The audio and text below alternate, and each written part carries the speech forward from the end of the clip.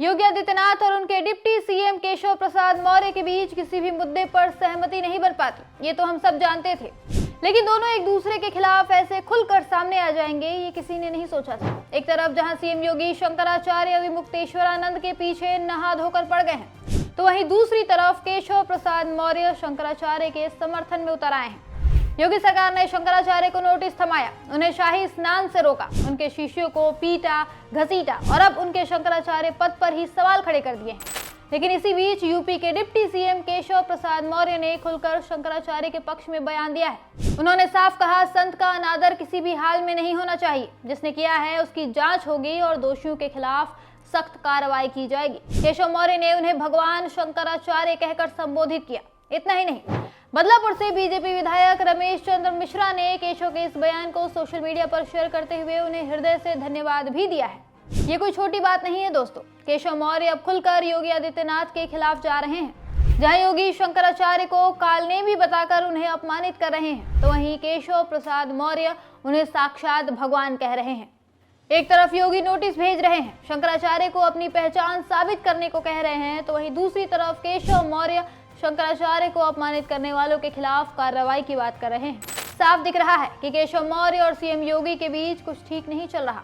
दरअसल बात यह है कि केशव प्रसाद मौर्य लंबे समय से योगी की कुर्सी पर नजर गड़ाए बैठे हैं और इसके लिए काम भी तेजी से कर रहे हैं। पिछले कई महीनों से केशव दिल्ली में लगातार आला कमान और आरएसएस नेताओं से मिल रहे हैं। योगी से दूरी का वो पूरा फायदा उठा रहे हैं। जब योगी पर आला कमान नाराज है, तो केशव इसे अपना सबसे बड़ा मौका मान रहे हैं। उधर योगी और मोदी के बीच की खटास अब छिप नहीं रही है। 20 जनवरी 2026 को जब प्रधानमंत्री मोदी बीजेपी कार्यालय पहुंचे, तो पहली पंक्ति के सारे नेता हाथ जोड़कर स्वागत में झुक गए।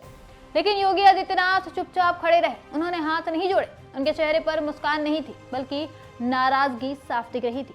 उसी दिन की एक तस्वीर और भी चौंकाने वाली थी। तस्वीर में योगी और केशव मौर्य एक ही पंक्ति में बैठे थे, वो भी साधारण प्लास्टिक की कुर्सी पर। सवाल उठाया गया कि क्या ये जानबूझकर योगी को नीचा दिखाने की कोशिश थी। पिछले कई सालों से योगी मोदी की बन नहीं रही। कई मौकों पर दोनों के बीच तनाव दिखा है, लेकिन अब मामला बहुत बिगड़ चुका है। दिल्ली और लखनऊ के रिश्ते अब आर पार के हो चुके हैं। आरएसएस भी अब बीच बचाव करने से हट चुका है। योगी को रिप्लेस करने की तैयारी चल रही है। ब्रजेश पाठक पहले से ही दिल्ली में दौरा कर रहे हैं और खुद को योगी का विकल्प बता रहे हैं। अब केशव मौर्य भी उसी दौड़ में कूद पड़े हैं।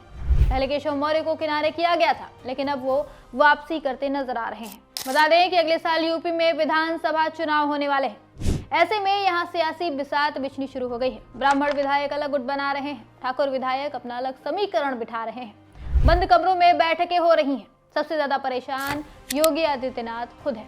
उन्हें लग रहा है कि उनके खिलाफ साजिश चल रही है, उन्हें हटाने की प्लानिंग हो रही है। इसीलिए उन्होंने दिल्ली से दूरी बना ली है और अपना अलग रास्ता तलाशना शुरू कर दिया है। इसीलिए माना जा रहा है कि यूपी का 2027 का विधानसभा चुनाव बेहद दिलचस्प होने वाला है। देखना होगा कि बीजेपी योगी को रिप्लेस करती है या नहीं, और अगर रिप्लेस करती है तो कौन लेता है उनकी जगह, केशव प्रसाद मौर्य या ब्रजेश पाठक, या फिर योगी खुद बीजेपी को तोड़कर अपना अलग दल बनाने में सफल होते हैं।